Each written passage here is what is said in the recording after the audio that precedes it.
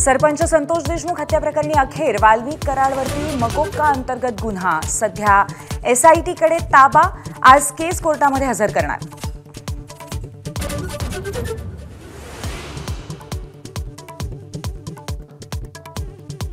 Parli police station समोरील कराड कुटुंबियांचं ठिय्या आंदोलन मागे। आंदोलनाची पुढची दिशा ठरवण्यासाठी सकाळी 10 वाजता बैठक। धनंजय मुंडेही परळीत दाखल।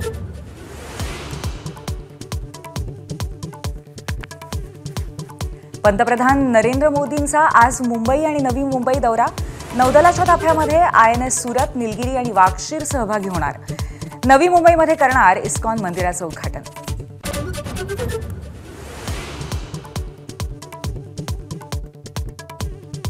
राष्ट्रवादीच्या बैठकीत अजित पवारांची मुख्यमंत्र्यांवर नाराजी।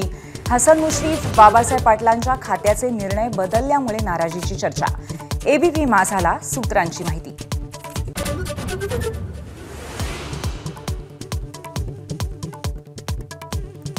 टोरेससारख्या फसव्या योजनांना आवर घालण्यासाठी आर्थिक गुन्हे शाखेचा गुप्तचर विभाग पुन्हा सुरू करणार। 4 वर्षांपूर्वी सेटलमेंटच्या आरोपांमुळे बंद झालेल्या विभागाचं टोरेसनंतर पुनरुज्जीवन।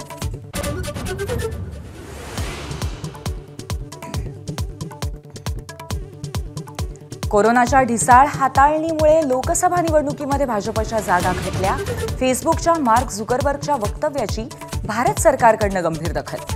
माफी मागण्याची संसदीय समितीची मागणी।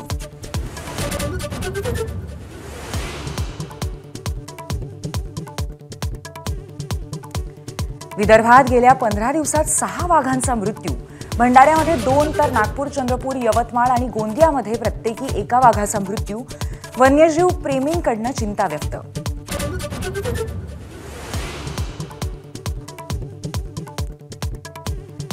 पुण्यामध्ये आर्मी डे निमित्त लष्कर प्रमुख जनरल उपेंद्र द्विवेदी यांच्या उपस्थितीमध्ये खास कार्यक्रम। खडकीच्या परेड ग्राउंडवरती संचलन। संरक्षण मंत्री राजनाथ सिंग यांचीही उपस्थिती।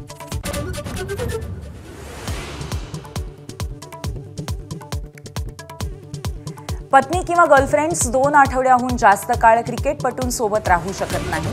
BCCIची नवी नियमावली। ऑस्ट्रेलिया दौऱ्यानंतर टीम इंडियाला शिस्त लावण्याचा प्रयत्न।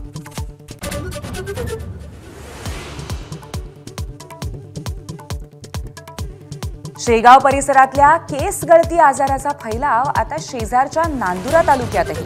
नांदुऱ्यातील वडनेर आणि वाडी गावामध्ये आढळले 20 नवे रुग्ण। केस गळती बाधितांचा आकडा आता 178 वर। ABP माझा, उघडा डोळे बघा नीट।